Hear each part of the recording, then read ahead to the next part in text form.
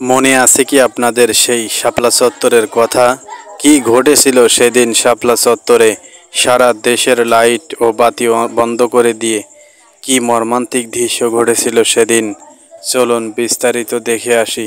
তবে তার আগে যারা আমার চ্যানেলে নতুন আছেন তারা অবশ্যই চ্যানেলটি সাবস্ক্রাইব করে দিয়ে পাশে থাকা বেল বাটনটি অন করে দিন। লাশ দৌড় মারলো, বাচ্চা বাচ্চা ছেলে মাদ্রাসা থেকে নিয়ে আসা হয়েছে, গায়ের লাল রং লাগিয়ে পড়ে আছে। যখন পুলিশ যে ডাক দিচ্ছে উঠে দৌড় মারছে, দেখা গেল লাশ দৌড় মারলো। শাপলা চত্বর গণহত্যার ঘটনা অনুসন্ধান করতে গিয়ে গণমাধ্যম এবং বিভিন্ন সূত্রে জানা যায় শহীদদের সংখ্যা ৩০০-র বেশি। এর মধ্যে পুলিশের গোপন রিপোর্টে এ সংখ্যা ১৯১ জন বলে একাধিক সূত্রে বলা হয়। শাপলা চত্বর গণহত্যায় নিহতের সংখ্যা কত ছিল তা এখনও অজানা। পৃথিবীর ইতিহাসে নজিরবিহীন নৃশংস নিষ্ঠুর এ হত্যাযজ্ঞ পুরোপুরি ধামাচাপা দিতে চেয়েছিল ফ্যাসিস্ট আওয়ামী লীগ। রাতের আধারে শত আলেম আর মাদ্রাসা ছাত্রদের রক্তে বন্যা বয়ে গিয়েছিল গোটা মতিঝিল এলাকা।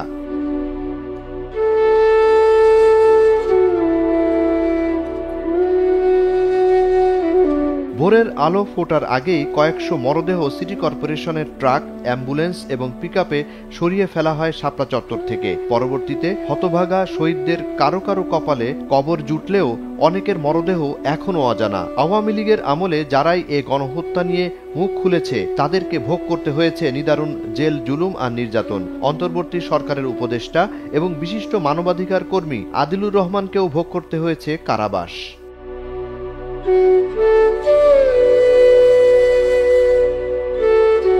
কর্মরত বেসরকারি একটি টিভি চ্যানেলের একজন ক্যামেরা পার্সন তখনই বর্ণনা করেন তিনি নিজের চোখে ৫ ট্রাক লাশ সরাতে দেখেছেন।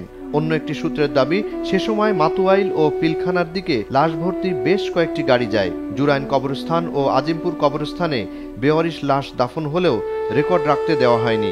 শাপলা চত্বরের লাশ গুম করার পর দমকল বাহিনী এবং ওয়াসা থেকে পানির গাড়ি আনিয়ে রক্তাক্ত শাপলা চত্বর ধুয়ে মুছে পরিষ্কার করে সব আলামত নষ্ট করে দেয়া হয়। গণহত্যার ওই ঘটনা ধামাচাপা দেওয়ার জন্য হেফাজত নেতাদের দেখে দেখে মামলা দেয়া হয়। ঢাকায় এমন ৫৩টি এবং সারা দেশে ৮০টি মামলায় হেফাজতে ইসলামের হাজার হাজার নেতাকর্মীকে আসামি করা হয়। মাদ্রাসায় মাদ্রাসায় হানা দিয়ে বলে দেয়া হয় কোনো কিছু প্রকাশ করা হলে রেহাই দেয়া হবে না। আইনশৃঙ্খলা রক্ষাকারী বাহিনী আলেম ওলামা ও মাদ্রাসার ছাত্রদের সম্পূর্ণ চুপ থাকতেও হুকুম দেয়।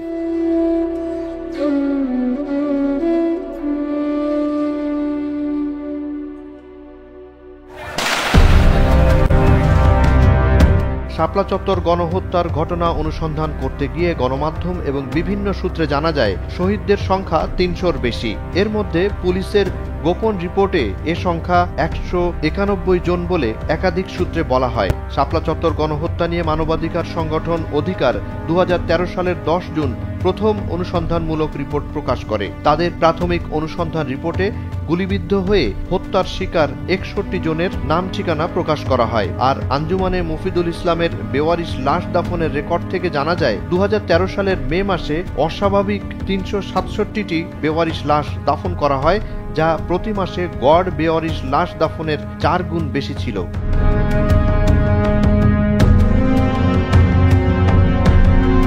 অনুসন্ধানে আরও জানা যায় শাপলা চত্বর গণহত্যার পর ৬ মে ভোরের আলো ফোটার আগেই ফজরের আজানের সময় লাশগুলো গুম করে ফেলা হয়। লাশ গুমে নেতৃত্ব দেন সে সময়ের র্যাবের কর্মকর্তা লেফটেন্যান্ট কর্নেল জিয়াউল আহসান। তিনি ঘটনাস্থলে দাঁড়িয়ে থেকে অ্যাম্বুলেন্স ও সিটি কর্পোরেশনের গাড়িতে করে মরদেহ সরান। ২০১৩ সালের ৫ মে শাপলা চত্বর গণহত্যায় হেফাজত সহ বিরোধী রাজনৈতিক দলগুলোর পক্ষ থেকে ২৫০০ লোক হত্যার শিকার ও ১০,০০০-এর বেশি গুরুতর আহত হওয়ার কথা বলা হয়। ৫ মে যৌথ অভিযানের আগেই সন্ধ্যা নাগাদ রাজধানীতে আওয়ামী লীগ, স্বেচ্ছাসেবক লীগ, শ্রমিক লীগ, যুবলীগ, ছাত্রলীগের হামলা ও সংঘর্ষে হেফাজতের কর্মীসহ ২২ জন মারা যান। গণহত্যার পর সে সময়ের ডিএমপি কমিশনার বেনজির আহমদ দাবি করেন যৌথ অভিযানে একজনও মারা যায়নি, শান্তিপূর্ণভাবে অভিযান সম্পন্ন হয়েছে।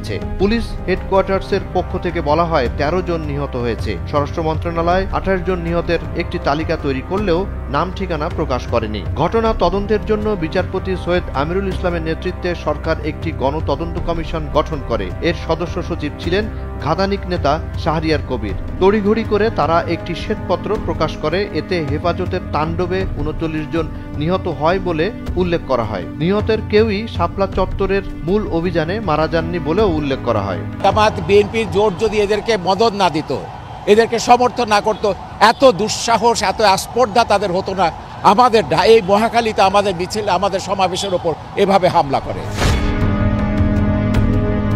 সংসদে শেখ হাসিনার উপহাস। শাপলা চত্বর গণহত্যার পর সংসদে দাঁড়িয়ে শেখ হাসিনা উপহাস করে বলেছিলেন, শাপলা চত্বরে হেফাজতিরা গায়ে লাল রং লাগিয়ে রাস্তায় পড়েছিল, পুলিশ ডাক দিলেই উঠে দিত দৌড়, লাশ দৌড় দেয় আর কি। কোনো গোলাগুলি বা সেরকম কোনো ঘটনাই ঘটেনি, কারণ সেই সময় যখন তাদেরকে যে বলা হয়েছে এবং হ্যাঁ পুলিশ যখন পাশে দাঁড়িয়েছে, বাচ্চা বাচ্চা ছেলে মাদ্রাসা থেকে নিয়ে আসা হয়েছে, গায়ের লাল রং লাগিয়ে পড়ে আছে, যখন পুলিশ যে ডাক দিচ্ছে উঠে দৌড় মারছে, দেখা গেল লাশ দৌড় মারলো। সেদিন এভাবেই তিনি নৃশংস ওই গণহত্যার বিষয়টি পাশ কাটিয়ে যান। অথচ শত শত হেফাজত নেতাকর্মী গুলিতে হত্যার শিকার হন, কাতরাচ্ছিলেন আহত হয়ে। জঙ্গলের হিংস্র জীব জানোয়ারের প্রতিও দয়া দেখানো হয়, কিন্তু সেদিন অসহায় নির্যাতিত মানুষগুলোর প্রতি কোনো ধরনের সহানুভূতি দেখানো হয়নি। নতুন নতুন ভিডিও পেতে চ্যানেলটি সাবস্ক্রাইব করে পাশে থাকা বেল বাটনটি অন করে দিন। আর ফেসবুকে দেখে থাকলে পেজটা ফলো দিয়ে ভিডিওটা শেয়ার করে কমেন্টে আপনাদের মূল্যবান মতামত লিখে জানান। দেখা হবে পরবর্তী ভিডিওতে। তত সময় ভালো থাকবেন, সুস্থ থাকবেন। আল্লাহ হাফেজ।